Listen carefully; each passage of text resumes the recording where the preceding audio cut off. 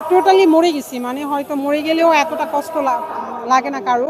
এই খবর শোনার পর আমার মনে হলো যে আমার মাথার উপর আকাশ ভেঙে পড়লো। এরকম নাটকীয়ভাবেই আমাদের অব্যাহতিটা প্রদান করা হয়েছিল। আমাদের ট্রেনিং শেষ, 10 দিন আর বাকি আছে। এই মুহূর্তে আমাদেরকে বলতেছে যে 5 দিনের ছুটিতে আমাদেরকে বাড়িতে পাঠাচ্ছে। সেটার কারণ ছিল হচ্ছে শৃঙ্খলা কি নিরাপত্তার স্বার্থ। আমাদের সাথে যে 43তম বিসিএস, 40-41তম ওরাও ছিল, তাদের বিসিএসদের হচ্ছে কুচকাওয়াজ প্রশিক্ষণ ছিল। সেদিন হচ্ছে তাদের যে ডেটটা ফিক্সড করা হয়েছিল, তাদের ফাইনাল ছিল আর কি, পাসিং প্যারেড যেটাকে বলে, ওই দিন তারা আসলে বের হবে। তো সেই দিন আমাদের প্রধান উপদেষ্টা, স্বরাষ্ট্র উপদেষ্টা, তাদের সবার হচ্ছে ওখানে উপস্থিত হওয়ার কথা ছিল। সেদিন তাদের নিরাপত্তার স্বার্থে আমাদের অর্ধেকের বেশি ফোর্স হচ্ছে বাড়িতে পাঠানো হয়েছিল।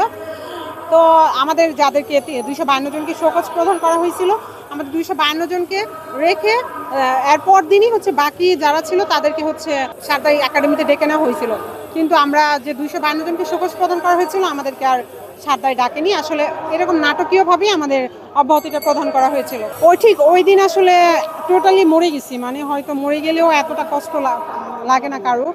জীবনের সবচেয়ে কষ্টের যে মুহূর্তটা ছিল, এত কষ্টের একটা চাকরি, এত কষ্টের ট্রেনিংয়ে তো এমন ছিল প্রত্যেকটা দিনের যে অনুভূতি, মনে হচ্ছিল প্রত্যেকটা দিন মরে গেছি।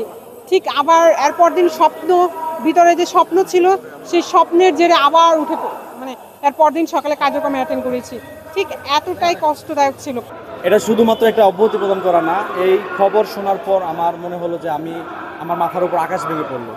আমার ফ্যামিলিকে কিভাবে বোঝাবো যে আমি হচ্ছে এই অভিযোগ মিথ্যে, আমি সমাজে কিভাবে বোঝাবো। এই সব মিথ্যে অভিযোগ নিয়ে আজকে আমরা এখন মাঠে অবস্থান করছি। এখন পর্যন্ত আমরা আমাদের সর্বোচ্চ অভিভাবক আইজি মহোদয় স্যারের সুনজর আমরা আকর্ষণ করার চেষ্টা করছি। এর আগেও আমরা আন্দোলন কর্মসূচি পালন করেছি, সেখানে মন্ত্রণালয়ের সামনে আমরা অবস্থান করেছিলাম।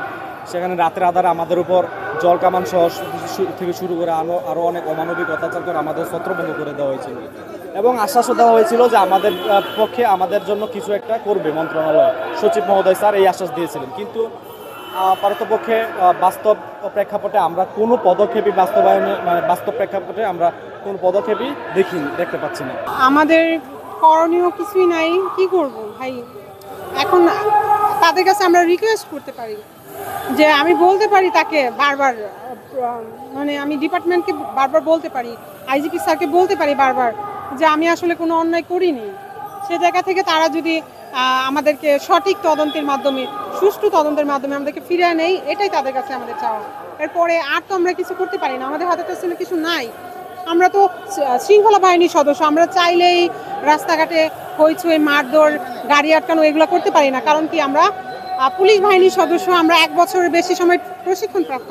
আমরা জানি কি করলে হচ্ছে আইনের বিরোধী কোনো কাজ আমরা করতে পারি না। আমরা আইনি ওয়েতে চলতেছি, আইনি ওয়েতে শান্তিপূর্ণ মানববন্ধনের মাধ্যমে আমাদের দাবি দেওয়াগুলো আমাদের আইজিপি স্যারের কাছে পৌঁছায় দিতেছে, এইটুকুই।